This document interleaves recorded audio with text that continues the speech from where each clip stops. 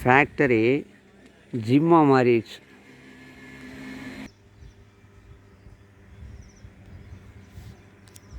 இது எல்லாமே ஜிம்மாக மாறிடுச்சு. அந்தளவுக்கு வளர்ச்சி அடைஞ்சிட்டோம். ஆமாம், இப்போ ஃபேக்ட்ரி வச்சு லாபம் மீட்டுறமோ இல்லையோ, ஜிம்முக்கு விளம்பரத்தை பாருங்கள் எப்படி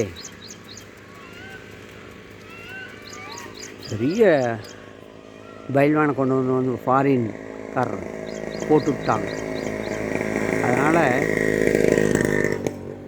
விவசாயத்தை செஞ்சோம்னா இந்த காடு துண்டு வந்து விவசாயம் செய்கிறாங்க. ஜிம்முங்கிறது தனியாக வேண்டியதில்லை. இது எல்லோரும் புரிஞ்சு அவசியம் எல்லோரும் விவசாயம் செய்யணும், ஆரோக்கியமாக வாழணும்.